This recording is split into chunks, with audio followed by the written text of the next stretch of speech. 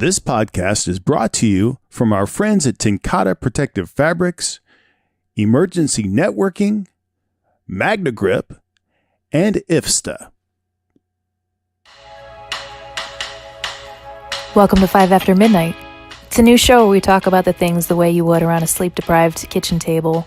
When you've run 5 or more calls after midnight, your brain feels half gone, and you and your crew have absolutely no filter. Just pure honesty. The goal of this series is to kick around the small things that really aren't so small and have a big impact in the way our firehouses function. My name is Stephanie. I'm genuinely not an expert at anything. I'm just here to ask the sometimes awkward questions. Enjoy. Come too far, don't let this slip away. Fade out like they said we would. Let's back up a little bit and start from the beginning, because you did not just fall into the world of research and firefighter health. No. You were and are one of us. How did that journey, humor and all, how did that journey start, and what made you want to go into the world of science? Yeah, so I started out as a firefighter in Overland Park, which is a suburb of the Kansas City area, which is where I'm from. And I was working with them, and I was also working with our regional fire academy. And I noticed like a need for recruit physical fitness training. So we'd have, this is, 10-ish years ago. And so, this is back when you had lines of kids lining up to want to be in recruit academies. And so all that's great. But even still, the folks coming in were not physically prepared. And the academy, as you know, when you run an academy, you run out of time to do these different things. So everybody's lobbying for, the ladders guy wants 5 days of ladder courses, and the, Venom Search guy wants, I want all my veteran, we needed a whole week to do this. And the SCBA, or the gear, whatever it is. Everybody's lobbying for time in the fire academy. And somehow we're not doing anything with physical fitness other than, just this fireground skills. And so I was like, I think that is very interesting to me. And so my initial goal was to go back to school and get a degree in exercise science and then teach physical fitness, like PT training for recruits specifically, but I mean, it could be, for any firefighter. But the goal was, to bring it back to the recruit academy and do like a kind of a separate training program. So I go off to K-State, and that's about 2 hours away from my home in Kansas City. And I met a researcher and a professor at K-State who works with Sarah Jenke and crew on a number of grants, and she actually studied with them like during her doctoral program. And so she just happened to know them. And as I'm talking to her about, interests, and I'm a firefighter, she's like, oh, well, you might really like this Sarah Jenke group, and they're doing research with firefighters. And I was like, research with firefighters? Like, it had never entered my mind that people study firefighters. What a novel concept. And yeah, right, exactly. Because being in the fire service, like you can see that there's issues, but I don't know, somehow in my brain that didn't equate to like someone should be studying them. To me, research is very like mechanistic, like it's a microscope, it's a white coat, it's chemistry, it's like that's what research was to me. We're used to issues being there, nobody's solving them, we're just going to talk about them. Yeah, right. Like, or, you watch folks like retire out because they've had so many injuries, or like, it was never like let's try this proactive rather than reactive type of intervention or education, right? So the minute she mentioned that, I was like, oh, yeah. And so then it just was like slowly, little by little, I worked. So that professor at K-State, Dr. Heinrich, she became my mentor throughout grad school, and we worked a lot within DRI, and Sarah was gracious enough to mentor me. And like, when I say I knew nothing about research, Sarah was so kind, and like we did a phone call, and she's like, okay, like what kind of research are you interested in? And I'm like, oh, I don't know, like probably firefighter research. And she meant like, okay, like, do you like qualitative, quantitative? And I just remember like a long pause, and I was like, I'm not really sure what that is. And she did not even make me feel like an idiot. She was like, oh yeah, no, that's no problem. Like, and she explained it. She's like, yeah, like, why don't we start you out working with some qualitative stuff? And so I was, so, you know, on one hand, it's like I didn't necessarily fall into it because I have a background in fire service, but on the other hand, I do feel like I just got lucky and fell into it in the right place and meeting the right people. And you know, it was never like, oh, I want to do fire service research. It was like, oh my gosh, this exists. This is so cool. And you got lucky to come in really at the ground level of it when it was first getting started, because it wasn't a thing for so long. Absolutely. Yeah. I came in kind of like this golden era where FEMA funds for FP&S, fire protection safety grants, were increasing, and Sarah was really gaining a name for NDRI and like gaining traction with different organizations in the fire service. And so I came into such a wonderful environment in that, you know, we would go to conferences and she was able to connect me with all these different folks. And I'm just, you know, like a kid in a candy store, starstruck. I remember the first conference we went to, and I see all these people in their like class days, and I'm like, oh, like these are all chief level officers, and you know, and so I just remember being very quiet. I remember Sarah asking me after the conference, like, oh, are you okay? You were really quiet. I'm like, yeah, Sarah, as a firefighter, this is a big deal for me to be here. And she's like, oh, I'd never thought about it that way. Like, so yeah, you just come at it with kind of a different perspective, and really enjoy each step and each connection that you make, and you really appreciate the people who do take time, you know, to mentor you along. She has a very gracious way of not making you feel like an idiot when you are in fact an idiot, and yes, just how she can gently explain things to you with humor and kindness, and just roll right over the fact that you are a moron and she is way smarter than you, which I absolutely love about her. The first time you and I met, oh, sorry, go ahead. No, I was going to say I'm just still learning that skill from her. So. I think we're all years behind on that one, behind her. Right. The first time I met you was in Boston, and we were both there for their local Boston City's fire department put on a health conference. I think it might have been the first of its kind for female firefighters. And we really got to talking about reproductive health and just how some scary research was starting to come down the pike, and departments were kind of starting to realize that they needed more policies for their female firefighters, for pregnancy and postpartum and all this stuff. And I think now, so that was 2019. I think now the conversation is starting to come a little more full circle, and men are realizing that, oh, wait, the female body isn't necessarily the issue in all of this.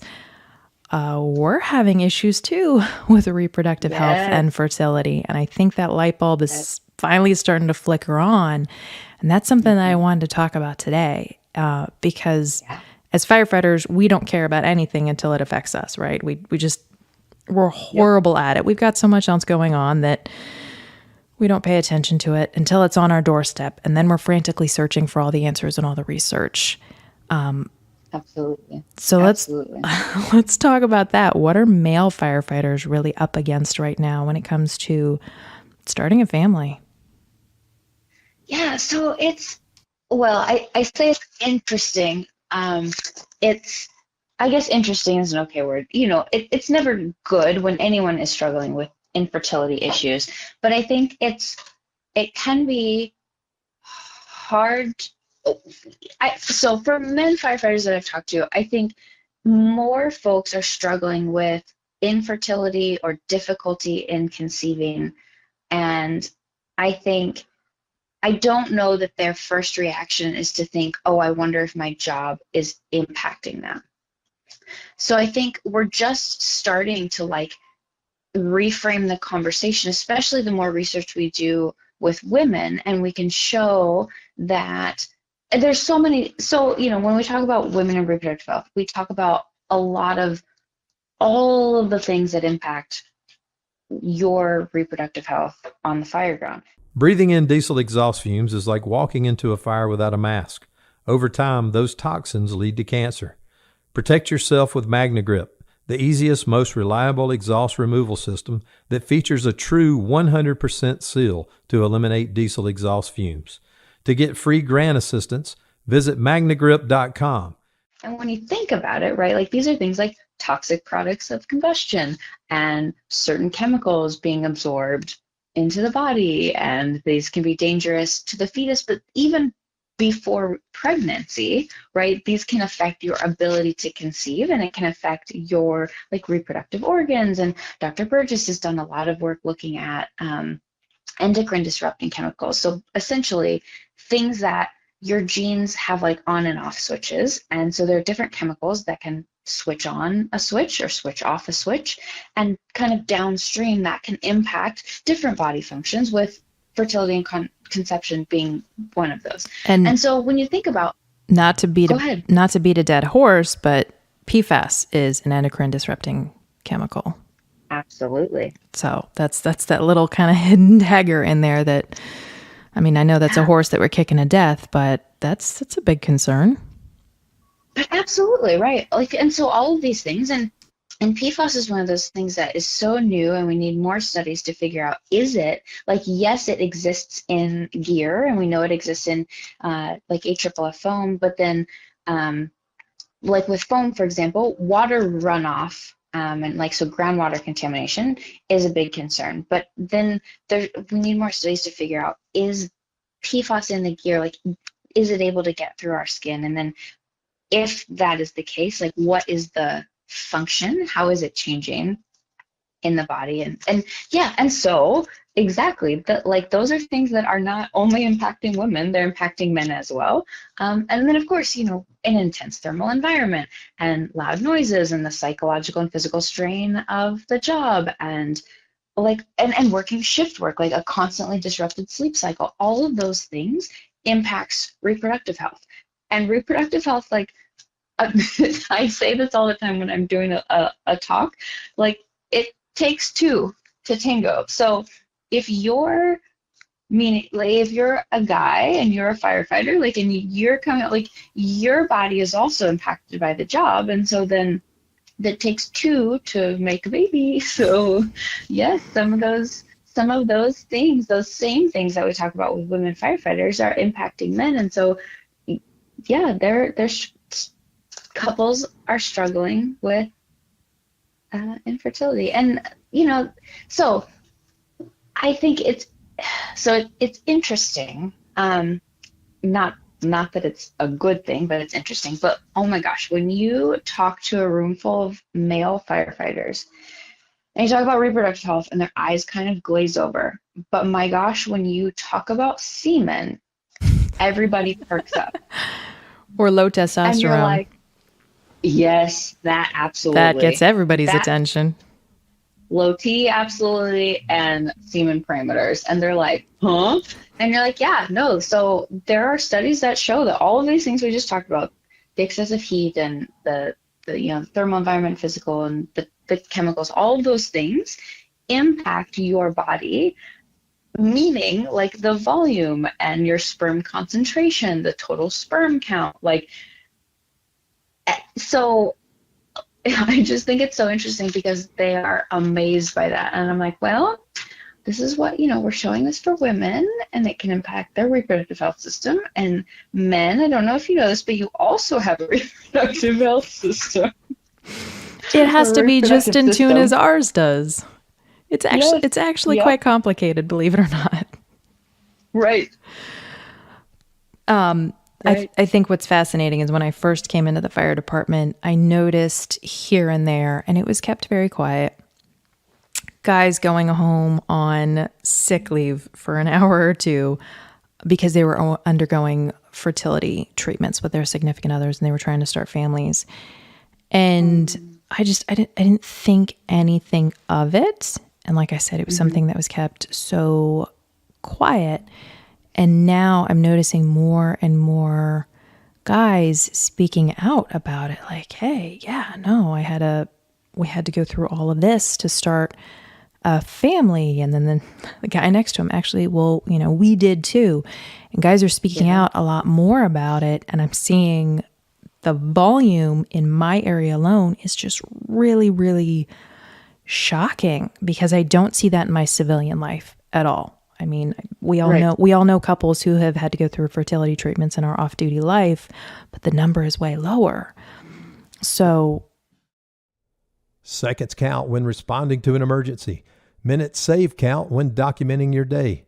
Emergency networking makes records management easier and faster with its fire and EMS solution. User-friendly, complete online and offline functionality, highly customizable, all at an affordable price. For more information, please visit emergencynetworking.com.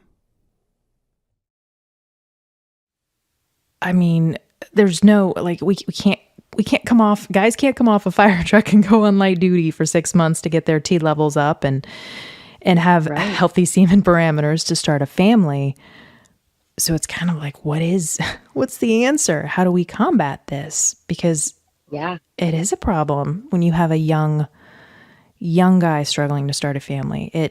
I had a friend, I think she went through between 12 to 16 miscarriages, and she was married to a firefighter as well. And that was, I think, the first big thing that opened my eyes to this whole situation. Was she was young, she was healthy. They were both in their mid-20s, both incredibly healthy. And it's like, what in the world is causing this? Like, what the heck is this? Right. And that was just scary to see, because we're considered the healthiest. Well, most of us are the general population looks at us as being these incredibly healthy, fit human beings.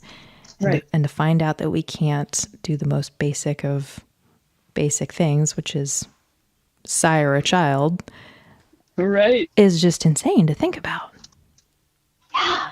There was a study that came out of Denmark, and it compared firefighters to police officers, and then they called them general, civil servants. So they were employed by the government, but they were office workers. So not like a tactical occupation by any means. And they found that firefighters had 46 to 53% increased risk of male factor infertility compared to the general office workers. And that was, I think that study was one of the first that really opened my eyes and was kind of a concrete example of not just, like we mentioned earlier, folks really tune in when you talk about semen parameters, but when you have a comparison, just like you said, we're not seeing this in the general population. No, we're not. We can compare, because I think that's one of the first things that we do is we normalize something. I've seen it with drinking behavior when we talk about firefighters drink more than the general population. There's always this, but we have a weird shift schedule, or we have, we see higher stress loads. Okay. Yeah, I'm like, okay, but regardless, normalizing all those things, y'all still drink more.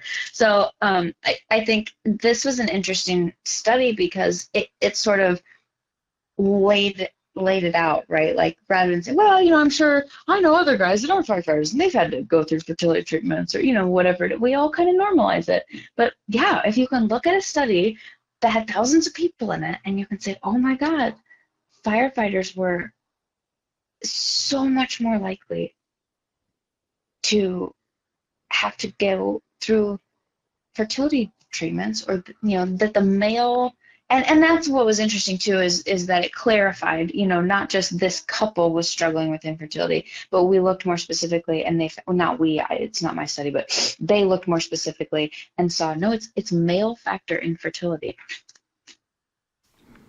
I really wonder how much sleep, just changing your sleep, could have an effect on it, because there have been studies out there, and they are not done on firefighters per se, but that just show how much your hormones change after just one night of horrible sleep. Now imagine we have the worst schedule in the world. We work 24 on, 24 off, 24 on, 24 off, 24 on, and then 4 days off. But for that 5-day stretch, you're exhausted. And I would love to see what the hormone profile of myself and my shift is after that 5th day, because I guarantee it's an absolute wreck. And I wonder if just a simple change of sleep hygiene, how much that would affect it, because that is something we have control over. Like, I hate to bring you on here and just talk about doom and gloom. I mean, how do we fix it? Yeah, absolutely. And I think, talking about modifiable risk factors is one of the most important things we can do when talking about this kind of thing. And I think, it starts with you as an individual and focusing on your sleep. And if you can't focus, answering calls in the middle of the night on shift is inevitable. But thinking through if your department is on the most appropriate shift schedule for your department. IFSTA is dedicated to updating firefighting techniques and safety through the creation of our manuals, apps, curriculum, Resource One, and more. Our high-quality, technically accurate, and affordable training and education materials have made us a worldwide leader of the fire service. Visit us at ifsta.org for more information.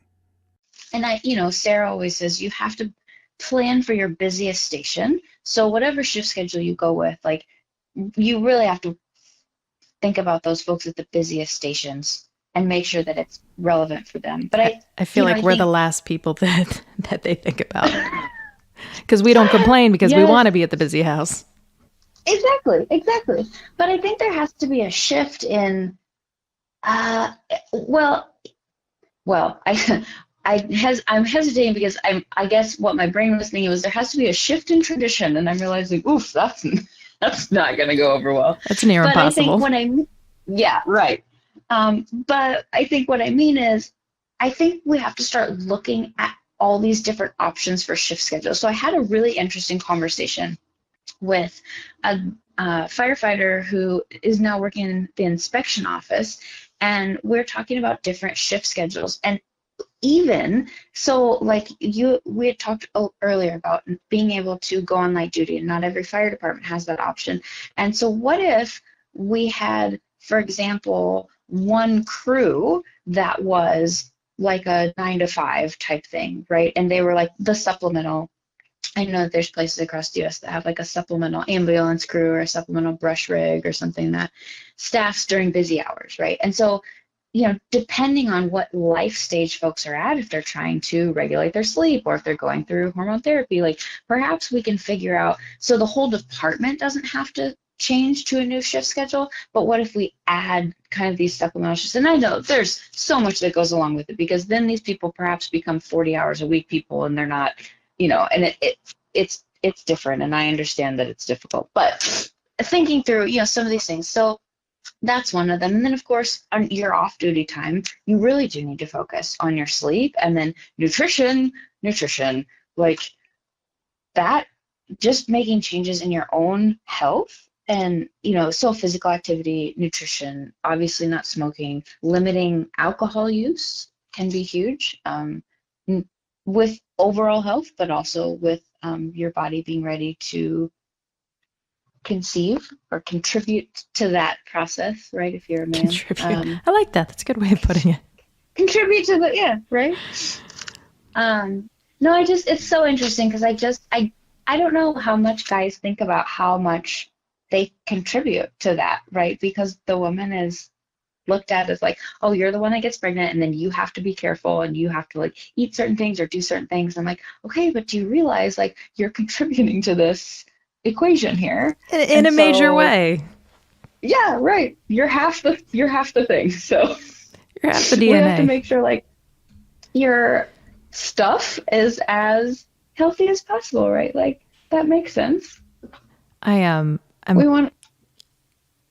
curious to see, with all of this science coming out, if departments are going to start to be better about their policies. For example, I do know of at least one place that has what they call the light duty timer. So let's say I break my leg today. I have a certain amount of time to rehab it and get fully functional and get back in the field. Or I get sent a letter saying, hey, it's been 11 months. You are up for termination if you are not ready to go back in the field by this date. And so I know a couple women who have said, well, I'm paying out the wazoo for fertility treatments. I'm going to come out of the field to maximize my sleep, minimize my exposures and all these things. Mm-hmm. And then they come out, they do fertility treatment, they get pregnant. Well, pregnancy is, let's face it, is pretty much 10 months. And then you can't even come back in the field until 6 weeks minimum, until that first OB checkup. Well, 10 months plus 6 weeks, I mean, you're already right up against that timer. So there's no wiggle room to come out at all. I know females that have gotten that letter, I mean, a couple days after delivering their kid, which talk about a major issue right there. If the science is showing we are having an issue, we are up against a crisis as potential parents, you cannot be doing that. You cannot be treating, and you and I talked about this earlier today, you cannot be treating pregnancy as an injury. Like a trusted turnout jacket you've had for years, Flex 7 outer shell fabric delivers a perfectly broken-in feel on the very first wear. Flexible, comfortable, and powered with the strength of enforced technology, Flex 7 outer shell fabric is made to move. To learn more, visit tencatafabrics.com/flex7. Flex 7, powered by enforced technology, only from TenCate Protective Fabrics. That is one of the most mind-blowing things that I see departments doing, is classifying it in the same category as a broken ankle, a broken wrist, whatever, that could have been injured on or off duty. This is a natural thing that women have been doing for a really, really, really long time. Why are you putting the same rules on it? Yes. Well, and I think, part of the issue is the federal laws and protections that protect women and pregnancy and, allow for time off and, allow, like, when you come back from having a baby, like, you're allowed the same, job position, and they can't demote you, and, you can't be discriminated against for being pregnant. But unfortunately, under the law, I think that it's kind of classified as like an injury. And so I think, it's like a much bigger systemic issue about how we, like, so many things need to change, right? Like the legal definition, or the, like, federal protections. I think we need to revisit those. And by we, I don't mean me, I mean people way smarter than me who do legal stuff. But, like, so I think that's a layer, and then that should trickle down to the department, because what I've heard is, well, we're following legal standards, right? Or if this is what is the federal laws, then, this is what's incorporated in our department policy. And then my second thought was, I hear you saying this light duty timer thing, and it has 11 months, but I guess in my brain, I don't understand why that timer wouldn't kind of start over for different events, meaning your infertility treatments is one kind of event. Then if you get pregnant, to me, that's like a separate event. So I find it interesting that, like, all of that, if you did infertility treatments and then you got pregnant, like, and all of that, like, it's coming off the same clock. Like, that's interesting to me. I feel like perhaps we should write the policy differently, so that, because I don't know, like, I don't know anything about this. So, if you have, like, an ACL tear and you're off for quite a while for a knee injury, but then let's say you come back to work and you have a back injury, like, are you still only limited to this 11 months of time off? Like, most places, I think the clock restarts with a new injury. Not that I'm advocating getting back-to-back injuries. So that, no, absolutely not. That is built into that for the protection, because that we see it all the time. Somebody gets one injury and then sets themselves right up for another. But I always find it's funny when I hear, well, we're following federal law. Well, a federal law that was designed for people who work in offices and go to bed and Yeah. sleep at night and sit in front of a computer Absolutely. or do whatever Right. it is they're doing in a safer environment that is Right. a lot more facilitative of working up against that 9-month mark and being more Absolutely. successful at reproductive health. So that one So always that's cracks me up. interesting because I hear, I think we as researchers and the fire service perhaps need to do a better job of educating not only our folks, meaning the fire service, but like, thinking of like a CFSI and educating our local, state, and federal politicians so that they understand how different it is for the fire service. Because yeah, these laws that we have in place, you're right, they, not that they don't work the same, but it impacts firefighters in a completely different way than like a 9 to 5 or assuming that you can put someone on light duty is just not feasible for fire departments all across the United States. So just like you have to plan for your busiest station, you have to similarly plan for the department that can't have even 5 people off on light duty at a time. Well, and we're struggling Not to everybody staff we're struggling not to hold people over every day in our department, which Yeah. is a larger department. So I can't imagine the smaller, more rural departments. You take one person off the line, that's going to be an issue. Absolutely. Well, I think we really... Well, I don't know that we solved anything. No, we we didn't. pointed to a lot of issues. Yeah, we point to a lot of issues. Hopefully someone smarter than us comes along and says, hey, maybe tweak this and this and we'll all be fine. But somehow I doubt that. I'm so curious to see what the next 10 years of research in the field of reproductive health show. I know we're starting to do a couple cohort studies with labs, and that's going to show so much with hormone panels. And I'm so excited to see how that turns. Excited and dreading, I should say. Yeah. To see how those turn out. Yeah, exactly. As a researcher, I'm excited. And then, I'm like, oh God, I guess that's not necessarily exciting. But it is good to have the information. Well, and in a world of low recruitment, it's like, geez, we need these answers to protect ourselves. But at the same time, are we scaring off the next generation of potential firefighters with all this new information that's not so great about our health? Exactly. Like we want to promote the job and you want to educate folks on the risk. And I think this kind of does come back to what you said about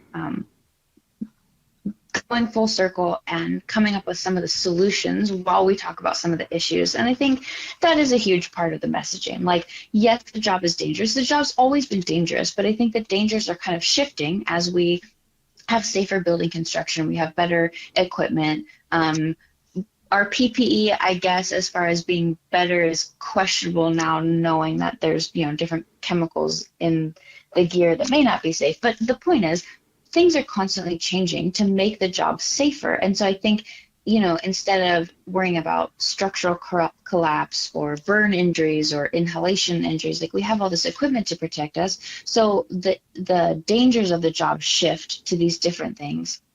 But again, like we talked about, I think that there are a lot of things that you can do. And, if you're in a department and can come off the truck a little bit earlier, in your pregnancy, then that's awesome. Or, but I think it's all about arming folks with the appropriate education and being able to kind of take some of those modifiable risk factors into your own hands. And, just like washing your gear is sometimes in your own hands, and you have to, be vigilant about showering within the hour and ensuring you're using a new hood each fire and those types of things. So reproductive health is kind of the same way. Like, have those chats with your doctor. Go in and get, your AMH levels and find out what your ovarian reserves are early on. And same thing with guys. Find out what your semen count and motility and volume are, and find out what your testosterone levels are. Like, be armed with your health information so that you can make kind of those educated decisions about family planning and,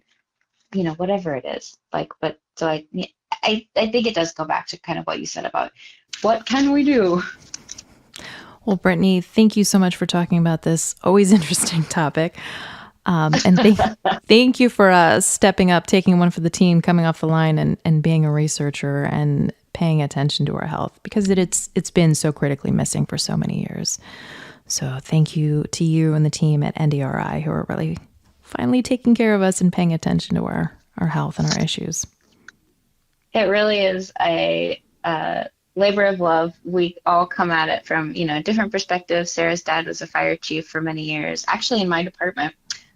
Different time. He had retired by the time I got there, but we all have a heart for the fire service. And so we're all happy to do anything we can to help kind of move the needle forward. And so I appreciate you having me on and letting me ramble for a little while. It is a topic that I think is so incredibly interesting, and there's so much that we don't know, but like you mentioned, there is so much that we know now that we didn't know even 5 or 10 years ago. So it'll be exciting to continue to watch the research move forward and see how we can make it better. So, yeah. Thank you. Thank you so much for having me. All right.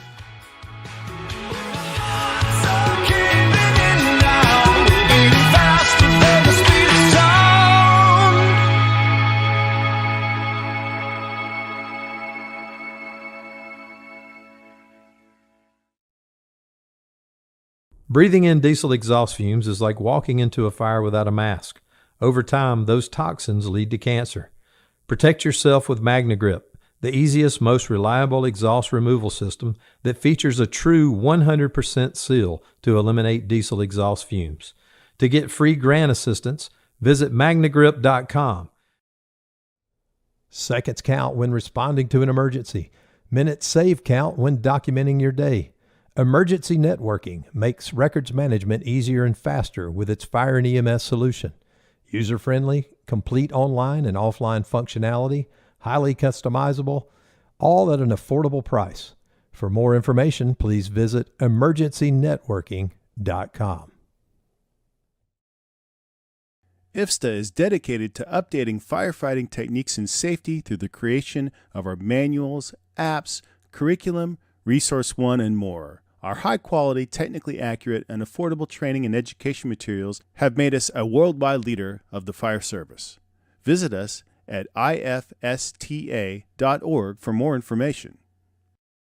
Like a trusted turnout jacket you've had for years, Flex 7 outer shell fabric delivers a perfectly broken-in feel on the very first wear. Flexible, comfortable, and powered with the strength of enforced technology, Flex 7 outer shell fabric is made to move. To learn more, visit tencatafabrics.com/flex7. Flex 7, powered by enforced technology, only from TenCate Protective Fabrics.